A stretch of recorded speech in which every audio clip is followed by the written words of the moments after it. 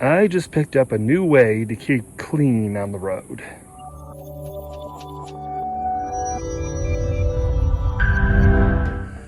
It's always fun trying to find a shower on the road. If by fun you mean desperately searching for truck stops or gyms or anywhere else that will charge an exorbitant fee to let you use a few gallons of water to clean yourself. Been using one of these. It's a real pain in the butt. It takes 5 gallons of water. It's real bulky and difficult to carry around when it's full. It's difficult to hang up because I gotta have this big old hose. The pressure is inconsistent. The nozzle here, there's almost no pressure coming out of it, which is hard when you got, this nice long hair like I do. I was just walking around Overland Expo on my way to the shower trailer they had there, and then this tent right next to it. Someone said, "Hey, you want a shower?" Well, yeah, I was already going to one. But they had this. It's the Geyser portable shower. Claims to use less than 1 gallon of water. That shower bag used 5. This uses 1, so color me intrigued. And this is it. True to his claim, it uses just 1 gallon of water that goes in there. And there's a pump. It's electric, runs off my Jackery 240 using 1% of my battery for a shower. It's pretty cool. It's got a built-in pump on and off when it's plugged in. It's not right now, but I'll demonstrate. Water comes out this hose, and there's a valve here, but instead of going to a shower head, it comes to this sponge. And you basically give yourself a sponge bath, but with the water already coming out of the sponge, which means you don't use very much water when washing your body, which is the longest part of the process.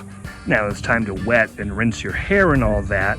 You can turn up the pressure. The thing will go through the gallon of water very quickly at full speed. So you have to kind of keep an eye on how much water you have, how much you have left, what you got to do.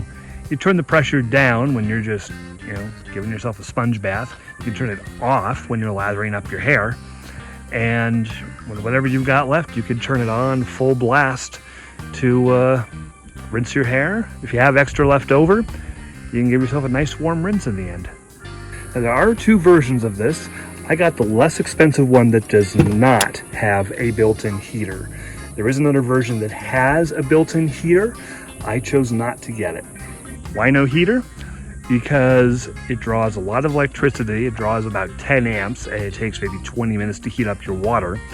Plus, it's super simple to just pour 2 liters of cold water in, boil 1 liter of water on a stove, pour that in, and that gets to just the right mix, about 100 degrees. All right, enough talking. Let's set it up and see how it works.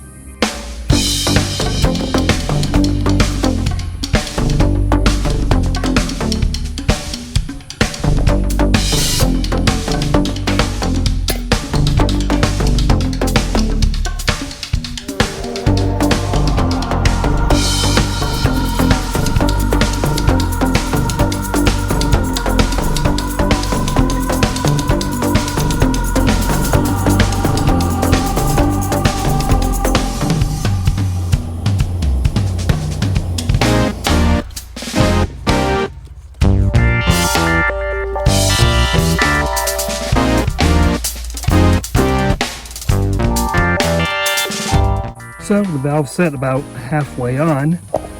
It's okay to turn on the pump.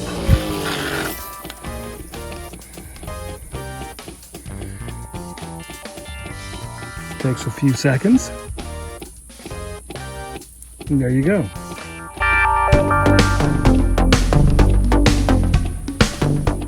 I can't show you the next part because it would get me kicked right off YouTube.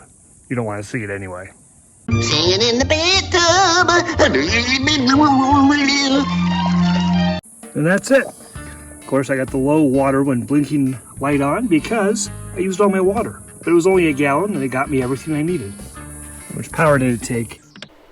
Less than 1%. I started at 98% and I ended at 98%. That's pretty good. And that's it. The thing I like most about the Geyser system is just how little water it uses. I mean, my solar shower, biggest disadvantage is it uses 5 gallons and the pressure's terrible and inconsistent. There are those systems where you can drop a pump into a 5-gallon bucket of water and you can have a regular type shower with good pressure and everything, but you need 5 gallons of water to do that. This, I only used 3 liters to be precise, and I'm all good. I will say the temperature and the ratios seem to be a little bit off. I did what they suggest: 2 liters of cold water, 1 liter of boiling water. The 100-degree light came on saying, yes, this is a good temperature for a shower. And it was actually a little bit too hot for me. I did okay. I didn't hurt myself or anything, but it was a bit warmer than I would have preferred. So everybody's got different preferences. So the real fix for that is, okay, instead of adding boiling water, I'll get it near boiling and turn it off, and I'll be fine. It does take up a bit more space than a shower bag, which can be rolled up really small. So if space is a premium, that could be an issue. But this is still fairly small. And if showers are important to you on the road, you can find room for this. The biggest downside of the Geyser shower system is it's not cheap. The standard version runs for $259.95, and the one with the built-in heating element runs for $324.95. I did get an additional, what's in the fly?